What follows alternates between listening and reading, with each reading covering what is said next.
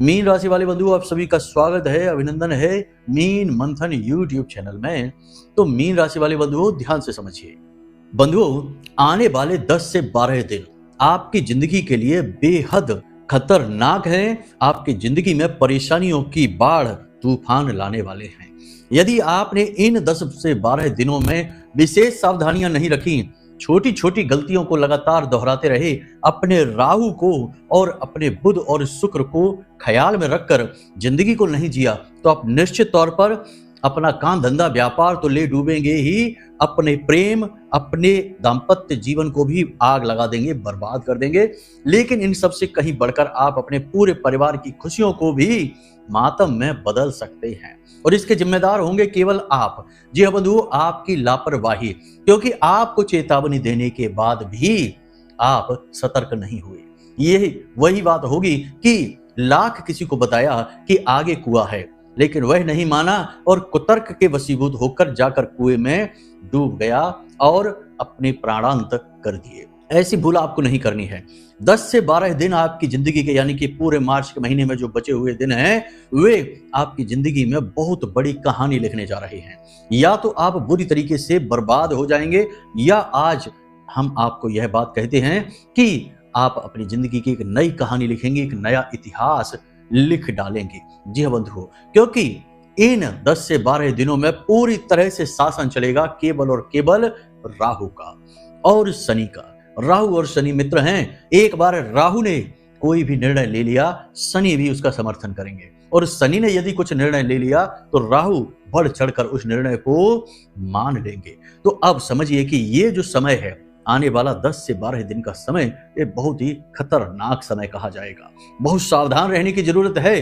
कुछ चीजें हैं जो आपको अपने घर में पूरी तरह से सुधार लेनी है, बदल डालनी है। कुछ अपनी जिंदगी में बदलाव लेकर आने हैं, और कुछ छोटे छोटे उपाय और क्रियाएं करनी हैं। इनसे क्या होगा? इनसे ये होगा कि आपका राहु पॉजिटिव हो जाएगा। राहु के पॉजिटिव होते ही शनि भी आपके अनुकूल हो जाएंगे, क्योंकि इस महीने के अंत में तो शनिदेव भी राशि परिवर्तन करने वाले हैं। और जब शनिदेव राशि परिवर्तन करेंगे तो पूरे 27 दिनों के लिए शनिदेव चाहे किसी भी स्थिति और अवस्था में हो, आपकी राशि, आपकी कुंडली में आपके लिए अनुकूल हो जाएंगे। या यूं कहें कि अपने पूरे प्रभाव को समाप्त कर लेंगे, क्योंकि शनि का राशि परिवर्तन बहुत विशेष होता है, धीमा होता है, और इस परिवर्तन में पूरा 27 दिन यानी एक चंद्रमास शनिदेव निष्क्रिय रहते हैं। ऐसे में आपके जीवन में जो भी रुकावटें, परेशानियां शनिदेव की वजह से होंगी, वे पूर्ण रूप से समाप्त हो जाएंगे। तो अब ऐसे में आपको राहु को अपने अनुकूल करना बहुत अधिक आवश्यक है। वैसे भी हम आपको बता दें कि आज जब हम इस वीडियो कार्यक्रम को आपके लिए बना रहे हैं, इस समय बुध अस्त हो चुके हैं, शुक्र उच्च के अवश्य हैं, लेकिन एक राक्षस ग्रह के साथ में युति बनाकर बैठे हैं, और सूर्य देव भी उनके साथ बैठे हुए हैं। यानी कि सब पर राहु की नजर है। राहु ने सब पर नियंत्रण बना रखा है। जरा सी मूर्खता पूरी तरह से आपको बर्बाद कर सकती है, मिट्टी में मिला सकती है। तो कौन से हैं वो 5 काम जो आपको इन 10 से 12 दिनों में भूल कर भी नहीं करने हैं, और कौन सी हैं वे सावधानियां जो आज इसी वक्त जब हम आपको इस वीडियो कार्यक्रम के माध्यम से बता रहे हैं, तुरंत जाकर अपने घर में चेक करनी है, अपनी जिंदगी में चेक करनी है, और अपने वातावरण में चेक करनी है। और यदि वे खामियां दिखाई दे जाती हैं तो तुरंत उन्हें सुधार डालना है। इनसे आपका राहु पॉजिटिव हो जाएगा, और एक बार जिसको राहु उतारे उसे फिर कोई न मारे। याद रखना कि कुंडली का सबसे ज्यादा रहस्यमयी और सबसे ज्यादा मायावी और सबसे ज्यादा ऊर्जावान कोई एक ग्रह है तो वह राहु ही है, जो रातों रात परिवर्तन करने की दम रखता है। भिखारी को राजा बना देता है और राजा को भिखारी बना देता है। कई चाय वाले भी आपने ऐसे देखे होंगे। आज सोशल मीडिया पर जाकर आप देखिए कि जो चाय की टपरी लगाकर बैठे थे और बहुत ही छोटा सा व्यापार कर रहे थे, आज लाखों करोड़ों में खेल रहे हैं। ये राहु की ही देन है। तो बस आपको आज बहुत सावधानी से इस कार्यक्रम को देखना है, एक एक बात को बारीकी से समझना है, कुतर्क नहीं करना है, ज्ञान हासिल करना है। भगवान श्री कृष्ण गीता में कहते हैं कि हे अर्जुन, ज्ञान इस संसार का सबसे शक्तिशाली हथियार है, औजार है। जिसके पास ज्ञान होता है वह ब्रह्म को भी प्राप्त कर लेता है, लेकिन उससे पहले इस संसार में सर्वश्रेष्ठ उत्तम जीवन व्यतीत करके जाता है और फिर ब्रह्म में मिल जाता है, यानी कि स्वयं श्री कृष्ण में मिल जाता है। वैकुंठवासी हो जाता है। तो कहने का मतलब यह है कि ज्ञान जितना भी मिले, जहां से भी मिले, कम है उसे ले लेना है, अपने जीवन में उतारना है। और जो बातें हम आपको बताने जा रहे हैं वे तो आपके अपने जीवन की बातें हैं, आपके आसपास के वातावरण की बातें हैं, और इन बातों का सीधा प्रभाव आपके जीवन पर है। इन्हें आप नहीं मानेंगे तो फिर किन बातों को आप मानेंगे, किन बातों से आप प्रभावित होंगे? फिजूल की, फालतू की बातें तो वैसे भी दुनिया भर में इतनी घूम ही रही हैं, जिनके चक्करों में, कुचक्र में पड़कर लोग अपनी जिंदगियां मिटा रहे हैं, बर्बाद कर रहे हैं। कम से कम कोई एक ज्ञान की बात अगर बता रहा है तो उसे ध्यान से सुनना आपका धर्म है, आपका फर्ज है। अपने लिए ज्ञान हासिल करिए, अपने परिवार वालों के लिए, उन पे भी आपको रहम करना है, तरस खाना है। आप बर्बाद होंगे तो वो भी बर्बाद होंगे, आपको चोट लगेगी, उन्हें भी दर्द होगा। तो अपने लिए, अपने पूरे परिवार के लिए, अपने प्रेमियों के लिए आज इस कार्यक्रम को अंत तक अवश्य देख लेना। हम गारंटी के साथ कहते हैं कि इस कार्यक्रम को अंत तक देखने के बाद आप निश्चित तौर पर हमें धन्यवाद अवश्य करेंगे, क्योंकि हम आपको बहुत गहरी बातें बताने वाले हैं। तो बस चलिए बंधु, उम्मीद करते हैं कि यहां तक सारी बातें आप समझ चुके हैं। अब माई को याद करते हैं, क्योंकि बिना माई के याद किए तो हम एक पल भी आगे नहीं चलते, एक कदम भी आगे नहीं बढ़ाते हैं। तो माई को याद करते हैं। कमेंट बॉक्स में पूरे भक्ति भाव के साथ लिख डालिए, जय मां भद्रकाली, कृपा करो। महामाई इतनी दयालु हैं कि निश्चित तौर पर आपके ऊपर कृपा करेंगी, और जिस पर हुई मां की कृपा उसे फिर किसी की कृपा की आवश्यकता नहीं, उससे तो सारा संसार ही झुककर सलाम करेगा। तो चलिए बंधु, अब अपने मूल विषय को प्रारंभ करते हैं। इसी के साथ साथ बंधु बता दें आपको कि चैत्र नवरात्रि आ रही हैं, और इस पूरी चैत्र नवरात्रि हम तो हर एक नवरात्रि में ही करते हैं, लेकिन इस चैत्र नवरात्रि में शामिल होने का अवसर आपको दे देते हैं। पूरे नवरात्रि के समय में विशेष अनुष्ठान होते हैं, मनोकामना पूर्ति हवन होते हैं, जिसमें लोगों को शामिल किया जाता है।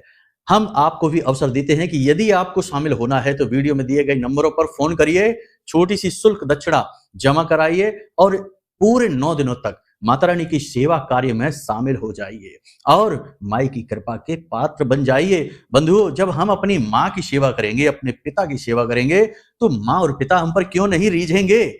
आखिर जो बालक माता पिता के पैर दबाता है, उनकी सेवा करता है, उस पर माई का ज्यादा लाड़ बरसता है। भगवान श्री कृष्ण गीता में कहते हैं कि वैसे तो मैं इस संसार के हर एक जीव के लिए निस्वार्थ हूँ, हर एक के बारे में सोचता हूँ, भेद नहीं करता, लेकिन अपने भक्त के लिए मैं बिल्कुल स्वार्थी बन जाता हूँ और पूरा पूरा भेद करता हूँ। इसलिए भक्तों पर भगवान की विशेष कृपा होती ही है। अब यहाँ पर भी कुतर्क मत ले आना कि हम क्यों दे आपको पैसा, आपका व्यापार है। अगर ऐसी बुद्धि आपकी चलती है तो बिल्कुल मत देना। हम कोई आपको यहाँ पर निमंत्रण नहीं दे रहे हैं, यही एक अवसर है आपके लिए। अगर अपने कर्म, अपने जीवन और अपने परेशानियों और तकलीफों से मुक्ति चाहते हैं तो आगे आइए, वरना कोई बात नहीं, कार्य तो होगा ही, चाहे कोई आए या ना आए। ये दास तो माई का लगा ही है, लगा ही रहेगा। चलिए बंधु, अपने मूल विषय को शुरू करते हैं, ध्यान से सुनिए।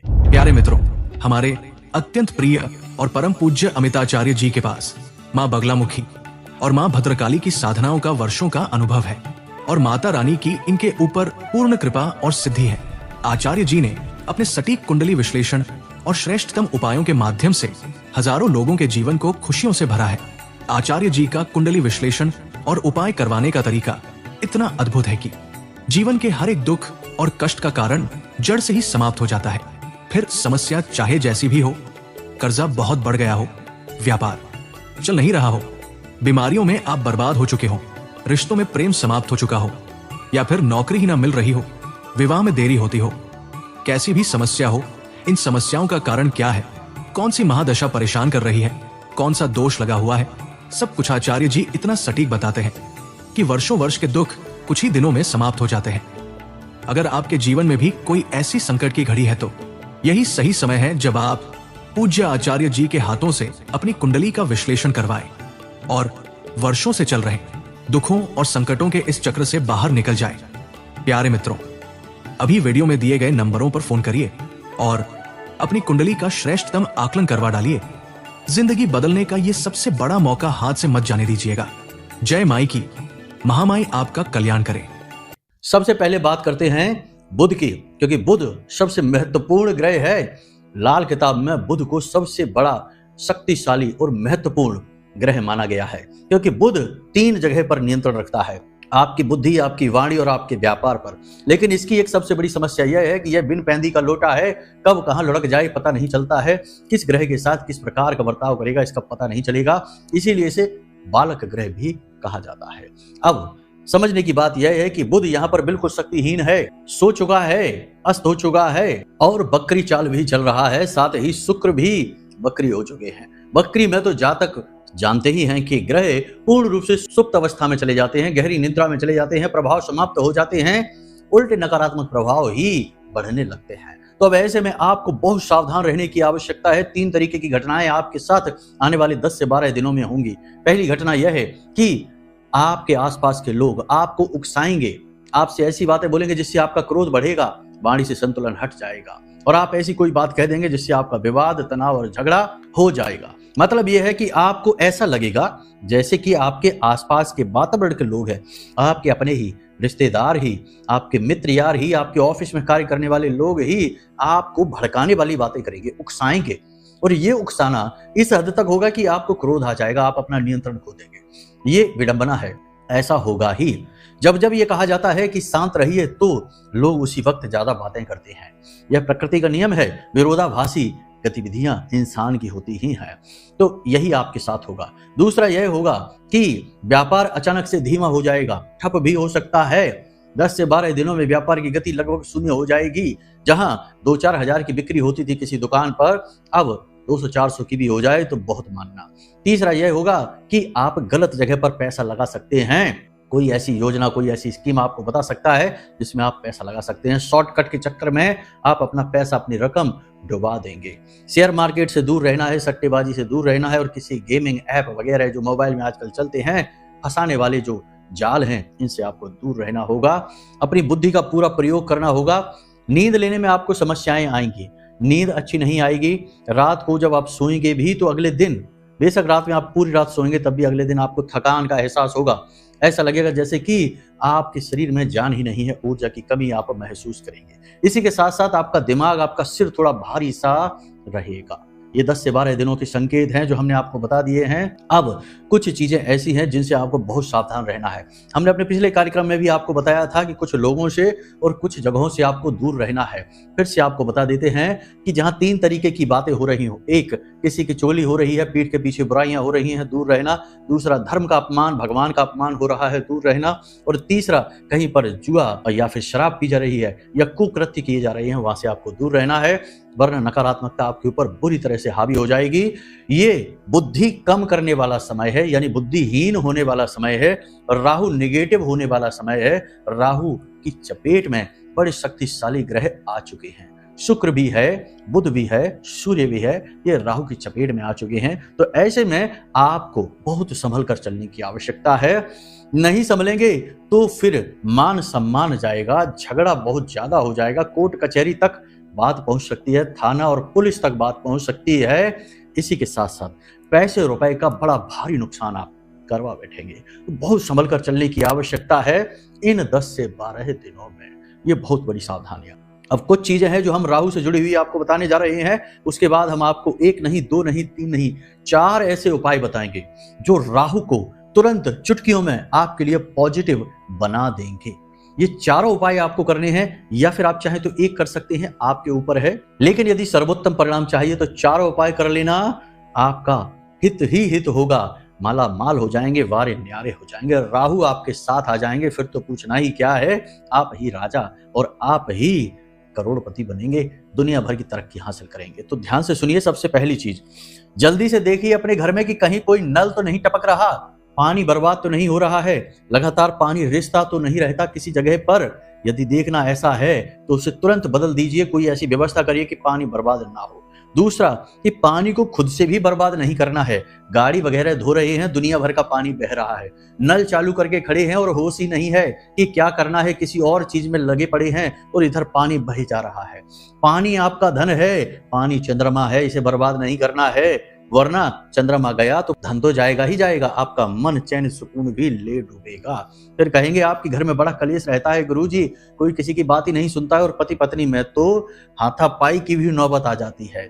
हाँ, ऐसे लोग भी हैं जो आकर हमसे कहते हैं कि गुरुजी हमारी तो हाथापाई की नौबत आ जाती है।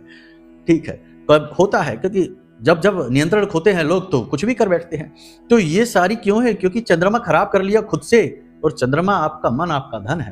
तो पानी नहीं टपकना चाहिए। दूसरा, टूटे फटे फर्नीचर, मतलब कि सोफे टूट चुके हैं, कुर्सियां टूट चुकी हैं, प्लास्टिक की हैं, लकड़ी की हैं, टूटी हुई फर्नीचर अपने घर में नहीं रखना है, छत पर भी नहीं डाल देना है। लोगों की आदत होती है, स्टोर रूम एक बना रखा है घर में। अब स्टोर रूम की दिशा का ज्ञान नहीं है, किस दिशा में है, कहीं भी बना लिया और वहां पर कचरा भरे जा रही है, टूटी फूटी चीजें डाली जा रही है। अब समझिए कि वो स्टोर रूम आपके घर का निगेटिव एनर्जी का पावर हाउस है। वहां से दुनिया भर की निगेटिव एनर्जी आपके घर में आ रही है। जिन जिन लोगों ने स्टोर रूम बनाया है, फिर उस स्टोर रूम में कचरा भरा है, यानी कि टूटी फूटी चीजें भरी हैं, वे लोग ही बुरी तरीके से व्यापार में चोट खाए हैं, पैसे का नुकसान कराया, घर में बीमारियां आए और घर के बच्चे आवारा हो गए, किसी की नहीं सुनते, मन मर्जी करते हैं, मनमुखी हो गए, किसी की बात नहीं मानते। फिर ये लोग आते हैं और कहते हैं कि गुरु जी ऐसा। जब उनसे बात करो तो पता चलता है कि कुंडली में कोई समस्या नहीं, ग्रहों की कोई स्थिति खराब नहीं, घर का हाल देखा तो स्टोर रूम में दुनिया भर का कचरा पड़ा है, अंधेरा पड़ा है, मकड़ी के जाल लगे हुए हैं। तो बताओ, बर्बादी उनकी नहीं होगी तो किसकी होगी? खुद अपने घर में नेगेटिव एनर्जी का स्टोर रूम बना रखा है, पावर हाउस लगा रखा है। तो ये नहीं करना है, स्टोर रूम घर में होने ही नहीं चाहिए।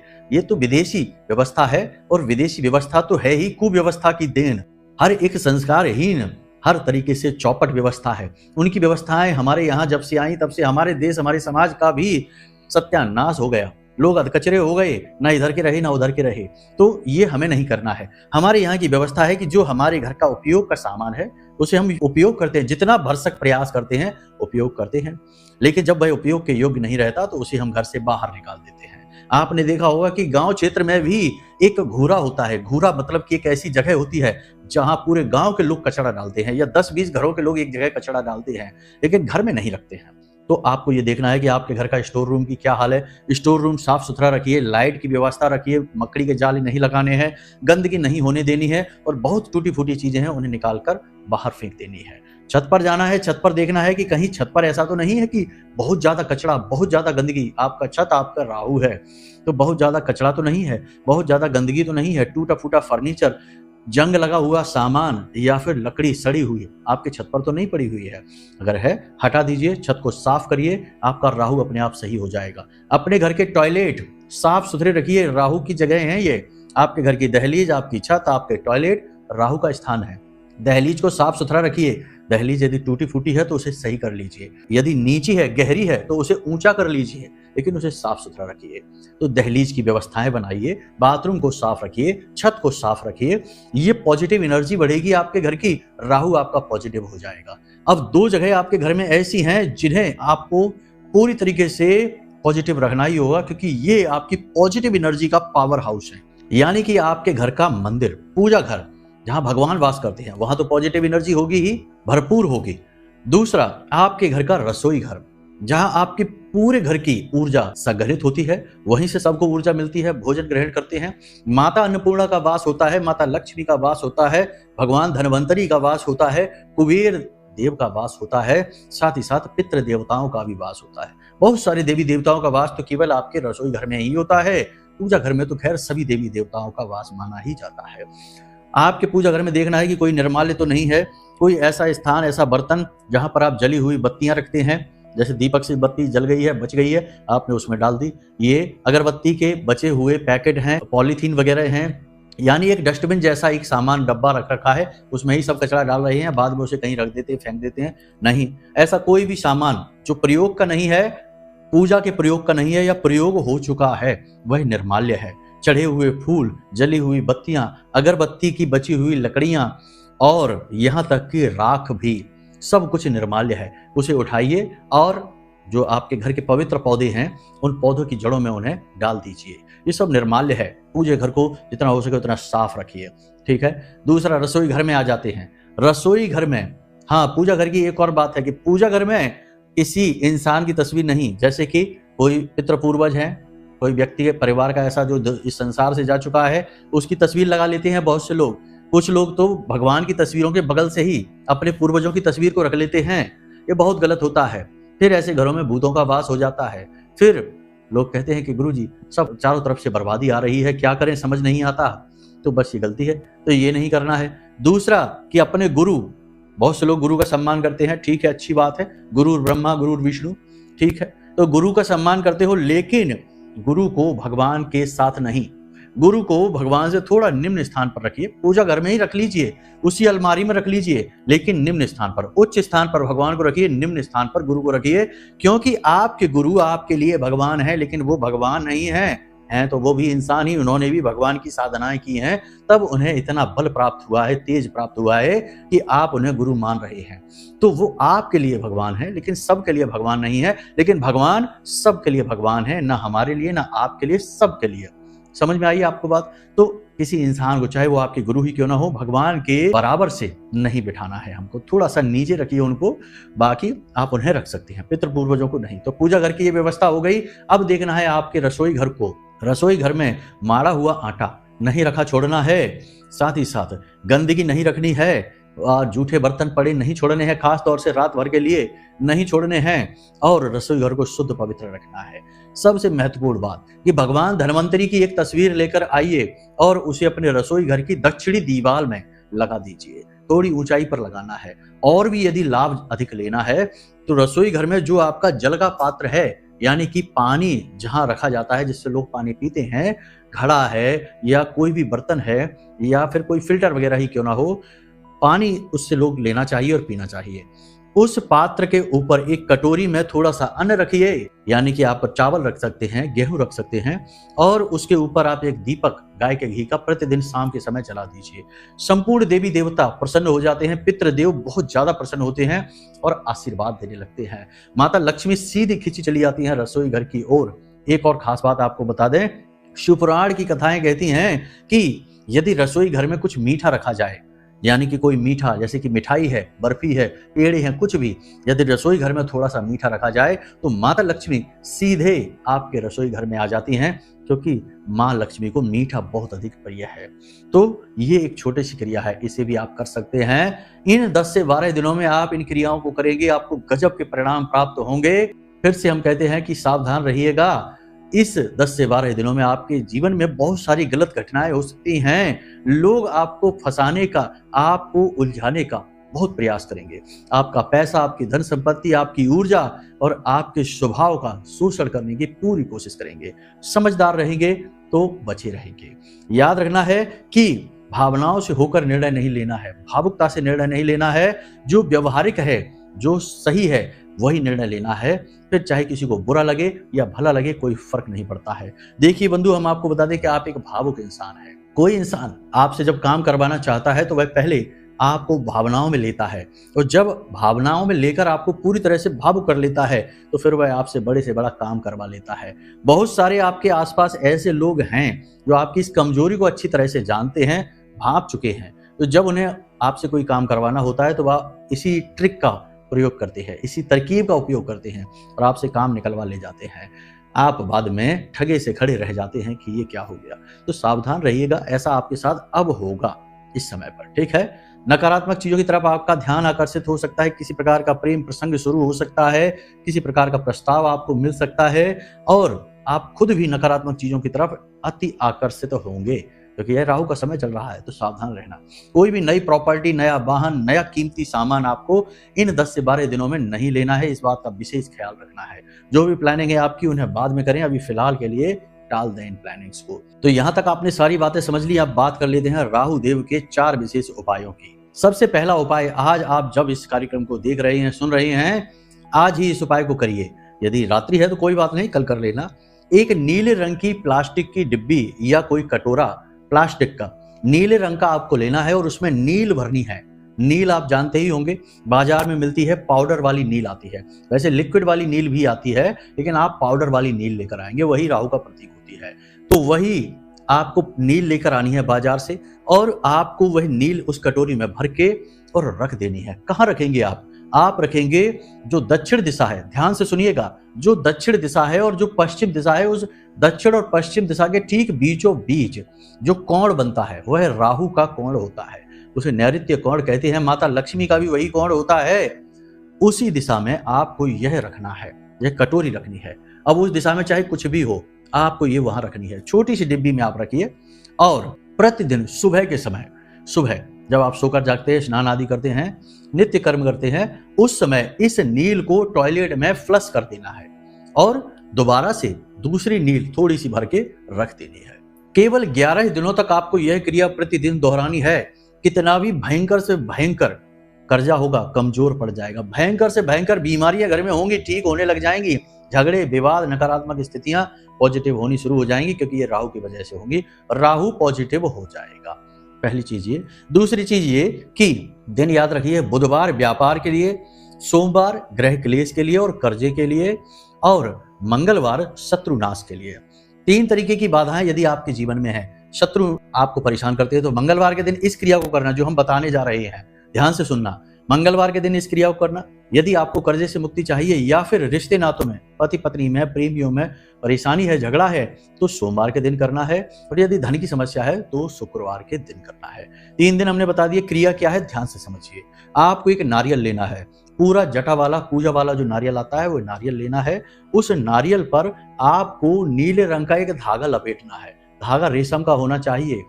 धागा आपकी पूरी लंबाई का होना चाहिए, ऊपर से लेकर और पैर के नाखून तक की लंबाई का धागा होना चाहिए। उस धागे में 7 गांठें थोड़ी थोड़ी दूरी पर लगा दीजिए, ठीक है। अब उस धागे को सरसों के तेल में डुबा देना है और उसके बाद उस धागे को नारियल के ऊपर लपेट देना है 7 बार, ठीक है। नारियल के ऊपर 7 बार लपेट दिया। अब इस नारियल को आप अपने सिर के एंटी क्लॉकवाइज, यानी कि घड़ी की उल्टी दिशा में अपने सिर के ऊपर से ऐसे फिराएंगे, ऐसे करके ऐसे फिराएंगे, ठीक है। तो उल्टा घड़ी के ऐसे करके ऐसे घड़ी घूमेगी तो उल्टा हो जाएगा। तो ऐसे करके आपको फिराना है, फेरना है, उसारा करना है, उतारा करना है, बहुत सारी चीजें कहते हैं इनको। तो आप 7 बार घुमाएंगे। उसके बाद इस नारियल को बहते हुए जल में प्रवाहित कर देंगे। बहता हुआ जल नहीं है, कोई बात नहीं। पीपल के वृक्ष, जो एकांत में कहीं पीपल का वृक्ष हो, मंदिर में ना हो, एकांत में कोई पीपल का वृक्ष हो, उसमें थोड़ा सा वृक्ष के नीचे थोड़ा सा गड्ढा खोदेंगे और इस नारियल को उस मिट्टी में दबा देंगे। हमने कारण आपको बता दिए कि जैसी समस्या है वैसे दिन का चुनाव करना। आप मानकर चलिए कि आप कर्जे से बहुत अधिक परेशान हैं, तो सोमवार के दिन इस क्रिया को करिए और आपको 7 सोमवार इस क्रिया को करना है। भयंकर से भयंकर कर्जा होगा, परेशानी घाटा होगी, समाप्त हो जाएगा। पैसे की दिक्कत है, शुक्रवार के दिन करिए। और बता दिया है हमने कि अगर शत्रुओं से परेशान हैं तो मंगलवार के दिन करिए। तो इन क्रिया को 7 बार करना है, बस ये याद रखना है आपको। ये दूसरा हो गया। तीसरा उपाय ध्यान से समझिए। जब भी घर से बाहर निकलें किसी भी काम के लिए, तो अपने घर की जो दहलीज है उस दहलीज पर 4 काली मिर्च के दाने डाल दीजिए और अपने दाहिने पैर से उन्हें मसल दीजिए, ठीक है। वो फूट जाने चाहिए। और उसके बाद आप सीधे घर से बाहर निकल जाइए, पीछे मुड़कर नहीं देखना है, वापस घर में नहीं आना है, ठीक है। काम पर अपने चले जाइए। 100% राहु एक्टिव हो जाएगा, पॉजिटिव हो जाएगा और आपका काम बन जाएगा। अंतिम उपाय, बहुत ही सरल उपाय है। अंतिम उपाय, परफ्यूम लेकर आइए, इत्र, अल्कोहल वाला नहीं। बाजार में जो परफ्यूम आते हैं उनमें अल्कोहल बहुत होता है। आपको इत्र लेकर आना है, जो पूजा पाठ में प्रयोग होता है। अपनी खुशबू का, अपनी पसंद की खुशबू लेकर आइए और इत्र लेकर आकर उस इत्र को लगाइए। कहाँ लगाएंगे आप? अपनी कॉलर पर, यहाँ पर। ये जो आपकी कॉलर है यहाँ पर, इस किनारे पर लगाइए और इधर लगाइए। इन 2 जगहों पर, यानी इन कॉलर्स पर अपने इत्र को लगाइए और अपने काम पर निकल जाइए। पॉजिटिव शुक्र हो जाएगा, बुध मजबूत हो जाएगा।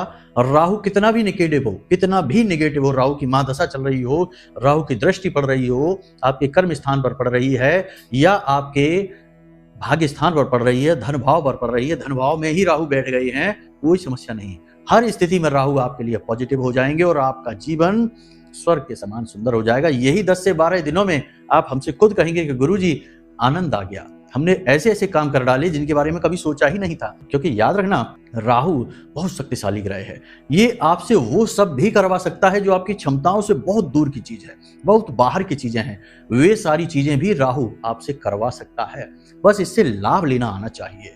हमने उपाय आपको बता दिए, सावधानी आपको बता दी, क्रियाएं आपको बता दी, सारी बातें आपको स्पष्ट तौर पर बताई हैं। आपको बस इन बातों को अब अपने जीवन में उतारना है। तो बस इन क्रियाओं को अपने जीवन में उतारिए और अपने हाथों से अपने जीवन को खुद बदल डालिए। अब यहाँ पर भी कुछ कुतर्की आकर उल्टी सीधी बातें सोचेंगे और बातें करेंगे, उनसे बस हमारा इतना सा कहना रहेगा कि तुलसीदास बाबा ने रामचरितमानस में पहले ही लिख दिया है कि फूलें फरे न बैत, जदपि सुधा बरसै जलद, और मूर्ख हृदय न चेत, जो गुरु मिले बिरंच सम। तो अब ऐसा होगा तो भगवान ही मालिक है, कोई कुछ नहीं सिखा सकता इनको, बाकी आप खुद ही समझदार हैं। अब यदि कोई प्रश्न मन में उठे या फिर नवरात्रि की विशेष पूजा अनुष्ठान में भाग लेना है तो वीडियो में नंबर हमने दे रखे हैं, इन नंबरों पर फोन करिए और सारी जानकारी प्राप्त कर लीजिए। चलिए बंधु, आज के इस कार्यक्रम को यहीं पर विराम देते हैं। हमेशा हंसते रहिए, मुस्कुराते रहिए, सकारात्मक रहिए और महामाई पर अपनी आस्था और विश्वास बनाकर रखिए, क्योंकि आपका उद्धार तो वहीं से होना है। तो प्रेम से बोलिए जय माई की, महामाई आपका कल्याण करेगी। धन्यवाद। हमारे प्रिय और परम पूज्य आचार्य जी ने अपनी साधनाओं के अनुभवों पर आधारित शक्तिशाली उपाय और क्रियाओं के माध्यम से हजारों लोगों के जीवन को पूरी तरह से बदला है। आचार्य जी के द्वारा बताया गया हर एक उपाय इतना सटीक और कारगर होता है कि जो भी इसे पूरे भाव के साथ कर लेता है उसे साक्षात महामाई की कृपा और आशीर्वाद प्राप्त हो जाती है। इसलिए निसंकोच इन उपायों को पूरे भाव के साथ करिए, आपका कल्याण होगा। जय माई की।